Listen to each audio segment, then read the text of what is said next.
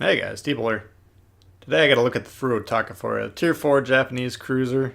It's on the map Archipelago and Domination Mode game. You can see here on the map, on the screen, my build that I'm currently running. I have a level 11 Makawa currently with Scott and Swirsky as inspirations. I am planning on putting Madden in place of Swirsky. Makawa obviously has enhanced concealment for cruisers, which I think is a good option for this build. So currently I'm playing like a mega concealment build on these. But Madden would increase the turret traverse, which is a bit of a problem on some of these Japanese cruisers. So I'm probably going to switch to him, or at least I'll experiment with him once he comes out. Bit of a programming note here, as you saw on the patch notes video yesterday. We do have German DDs coming out next week. I'm going to be hitting those hard. Planning on streaming Monday. If you want to check that out, we'll be going through as many of those ships as we can. Today, after this video is published, I'll be streaming the USN Cruiser line as the one you guys voted for last time. So keep those in mind. And we're almost through the end of the goal of getting a video of each ship Tier 3 and up. So we'll be caught up shortly. I do have a lot of ideas for what's coming after that, so stay tuned. I think you guys are going to like a lot of that stuff. Now, the Furutaka is the first heavy cruiser that's in the game currently. All the rest of the cruisers at Tier 4 are still light cruisers.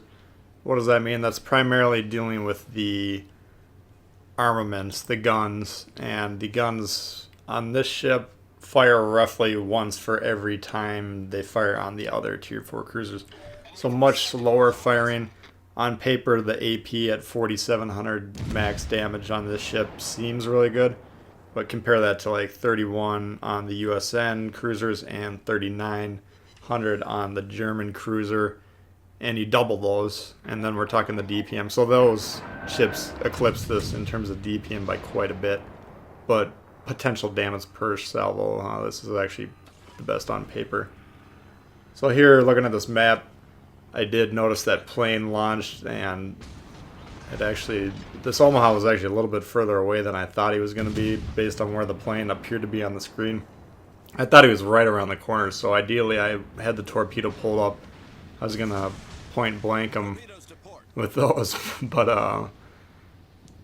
he was a little bit further away, and I did wind up catching myself on the beach, so I fire a widespread torpedo at close range against destroyers. I use the widespread quite a bit against cruisers from time to time, especially if you assume they're going to be turning, which I assume this one was. Perhaps a narrow spread would have been more effective. You can see here I'm planning on using one in this follow-up salvo here, but what I'm primarily doing is trying to get that salvo off. I'm playing a little bit loose because I'm already kind of wrecked, so perhaps a little bit looser than I should have been playing. I'd need to be primarily focused on the armor angling. If I can get a torp off, cool, but it's not going to matter if I'm dead. So a bit of a misplay there. But I was really steeply angled with my armor compared to this Omaha. Now I did see him shooting at someone else briefly. The Omaha, you got to keep in mind, they have 5 guns per side, so it's very easy for them to switch targets rapidly. So just because he shot at someone else briefly doesn't mean that his attention's forever off of me. And again, open up a little bit because I was trying to hit him hard. And, a lot of these mistakes here, I'm just kind of lucky that I'm still alive. But they were able to rip him pretty hard with the Citadel. He kind of makes a mistake there, opens up his broadside a little bit. Omaha's a very easy ship to Citadel, especially at close range like this, so had he remained angled, and all he has to do really is flip to HE, and he could just, casually flip one in my direction, I would have died. But, initially I was making the mistakes, and then he kind of made the mistake at the end. That allows me to survive that encounter. Now, at this point in time, I could play reckless and say, well, I only got one shot left. What's the point? But, evaluating the map here, if I can park under this plane, not only can I capture the objective, but hopefully the AA will be able to take this plane out, which is the thing that's spotting me right now. Now the AA on this ship, I haven't looked at the stats because I don't play the ship too often. It doesn't seem to be that effective when I'm sitting here attempting to shoot down this plane. But this is a play you should consider. If you see a plane that's unattended because of the ship that it launched off of is killed, it'll continue to circle around, in the same radius that it was assigned to based on the last position of that ship. But if you can sail under it and kill that plane, you'll get a little bit of a boost in terms of XP and credits, which doesn't hurt anything. But you're also taking a potential source of spotting off the map. Now, a battleship plane is only going to be present for, a minute and a half total. So by the time you kill the battleship, it's probably not going to be in the air for much longer. But cruiser planes have a much longer duration, and they will stay in the air for quite a while. So because I am extremely limited because of my health situation, I need to remove, any source of spotting for me. Now the plane appears to be gone at this time, so I'm no longer detected. So once we've secured the objective, now I'm considering what to do next. Now, the inclination for most players, and initially for myself, is we got a bunch of reds clumped up down there. Let's get in there and start getting those guns blazing. We're also up 3 ships, so let's get at it, right? But no, we're gonna play this one smart. So I'm gonna go over to B. I'm trying to get someone to come with me by signaling B, but I'm gonna get on there. I'm gonna capture this objective. That's gonna give us a nice stranglehold on this game, a little bit of an insurance policy, because you never know. Just because it says you're up on ships, like look at my health. I'm essentially dead. All I have to do is notice me, So, and I don't. You can take the time to evaluate each of your ship's health. But my recommendation, just play smart anyways. Domination mode, games are lost all the time because players and teams are too sloppy. They're too casual about taking the objectives. Take the objectives. It's a constant source of points that's going to win you a surprising amount of games if you pay attention to them. So don't sleep on it. But the other reason that going to B here is nice for me, it provides a bit of cover. Now, that destroyer, he's the only thing that can really spot me. So I did take a shot there that's a little bit risky, you might argue, but because of these ships' positions and that really tall island between us, I didn't feel that threatened by it. So that's why I took that shot. But essentially, I'm going to have a lot of cover from being detected back in this area. So bonus of capturing objectives, which gives me XP, credits, and it helps our team's chances, and it helps my concealment situation. Now, this game isn't necessarily a barn burner in terms of damage done. I don't play this ship a lot, but I don't find it to be a huge damage accruing ship. Typically, again, the DPM is very low due to the slow firing compared to the other ships of the tier. They do have the nice 203 millimeter guns that are present on the other, for the rest of the line. But you have 6 turrets, 1 gun per turret, and in general, the guns get far more effective as you go up in tier. And the tier 6 and 7, for instance, you have 10 guns compared to this one. So the line does quite a bit of damage starting with the Alba, but in my opinion, this ship is just kind of a stepping stone to teach you how to play it. Usually these ships I'll play more of as flankers that are on the move constantly. I would recommend speccing out your Japanese cruisers with steering gears. In fact, the Mogami and the Myoko actually have double steering gears set up on both of those, I believe. For sure the Mogami, because that one you do not want to be taking shots to the side.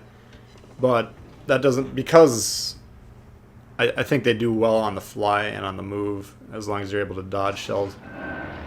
But that doesn't mean you don't want to look for opportunities to use the cover. You always want to look for opportunities to do fire undetected, because every time you can fire a shot and you're not undetected, which prevents you from taking return fire from all but very experienced players who potentially could blind fire you based on where your tracers are emanating.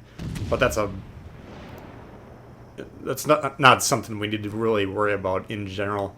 But my point is, if you can take a shot and you're guaranteed to not get a return shot because nobody knows where you are, then that's a free shot every time, and that's what you want to be looking for in this game. That's going to maximize your damage output by maintaining your presence on the board because you're not taking damage and maintaining your ability to deal damage at the same time. So very effective plays, and again, just because the Japanese cruisers tend to be flankers and kind of mobile cruisers, at least the way that I play them, you know, looking for an opportunity like this is perfect. Now the Arkansas, it's a tier 3 ship in a tier 4 game, but Arkansas is an extremely dangerous ship. Every time I get detected, you can see I do have the ingenious perk on Makawa that says when it's detected, if there's a number that's got a circle on it, that's how many ships have targeted me. You can see right now he's targeted because he has a circle around his icon, his battleship icon. That by selecting them, you increase your gunner's accuracy by quite a bit. So, you know, you always want to have the ship that you're firing at targeted. But what you can see there briefly, that number popped up next to the detected. That means someone briefly had me selected, like I got this guy currently selected.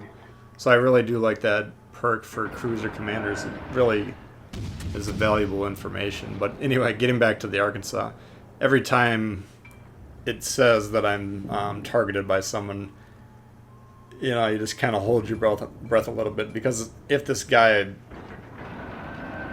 if he was patient enough to kind of keep his guns aimed at me and firing on me, he could easily kill me. Now, if you're wondering what's spotting me, it's that destroyer that's all the way, because every time I fire my guns, my detectability goes to my full firing range. And you can see being centrally located, that's essentially the entire map. So, but the red ships on the east are actually outside my range. This ship can't see me because of the cover in between us, but that destroyer that's intermittently spotted over there, he's the one that, depending on where I'm positioned and where he's positioned and how many islands are between us or not between us, that's when he's spotting me. So there's not a whole lot I can do about that, and at this point in time, it's just kind of, if I die, if he dies, he dies, you know, for Rocky fans out there. But, you know, what I'm trying to do here is I'm just trying to start as many fires on this guy. Again, the Arkansas is a dangerous ship, so I'm thinking if I can wound him, take his health down, potentially kill him, that'd be great. That's going to enhance my team's chances of winning. Now, you could see on the scoreboard, we had quite a bit of a lead earlier, but they are evening up in terms of ships, and again, you can count me as essentially dead as soon as, I mean, that destroyer could kill me long range by shooting some HE salvos if he was inclined to do so. So every shot I get is essentially just kind of a gift, but I'm maximizing my survivability by playing the terrain effectively. But anyway, if I can get this Arkansas off, that'd be a huge boon to our team, because this is an extremely dangerous ship. Even though it's down tiered in this match, you never want to sleep on an Arkansas. Now, due to the multiple fires that he sustained and the constant pressure that we've put on him, we are able to eliminate the Arkansas, which is good. Again, that's a dangerous target. Moving forward, we got the Wyoming here now. If this was a USN cruiser that we were in, the shells are a lot lighter on that, so I could potentially lob those over this island. Japanese cruisers, heavier shells, flatter firing trajectories. So because I'm really close to this island, you can see here I can not really effectively fire over it. Now I could just kind of get sick of playing this particular game, drive forward, launch a couple salvos, and be done with it. But what I did was I waited to see that he fired his shots. He fired a salvo at whoever's to my right. I pulled forward just enough to launch the torps. Now I'm moving back, and I'd be more content to just like lob one shell at a time and remain undetected. But you can see here I'm actually maneuvering kind of backwards with the mindset of creating distance between me and this island. I want to keep it in between us as long as possible because it's what's keeping me alive. But I'm not able to effectively do anything being that close. So take your time in situations like these. Just there's no hurry in this game to do things usually. I mean, sometimes there is, but in general, you're usually better to be patient and kind of play things right. Now that Wyoming is actually managed to clip one of the torps that was out there. So he has fires. Now he's got a flood, and again, that's a catastrophic. problem for these guys. So what's happening here with these battleships is they're getting one fire on them, they're activating their damage control, and then they're losing in life shortly thereafter because they're getting multiple fires, and in that case a flood. Battleships on any kind of fight, if you have one fire, don't put that out unless you're really low health, because that's what's going to happen. Unless you know you're no longer going to be subjected to sustained fire. Like if you go around an island, sure, then damage con at that point when you're reasonably certain it's not going to come back to bite you. But that guy had multiple people firing HE rounds at him, and well, he probably would have succumbed to the damage sooner or later. You know, it was accelerated because of the misplay with the damage con. So keep that in mind. Very important part of gameplay with really battleships and cruisers. So that's a look at the Furutaka. I hope you guys did enjoy it. If you did, please hit the thumbs up. If you're new to the channel, you should consider subscribing. I got a lot of World of Warships coming all the time for you guys. Questions for me, comments, leave them below. I'd love to hear from you, and we'll see y'all later. Alright, peace.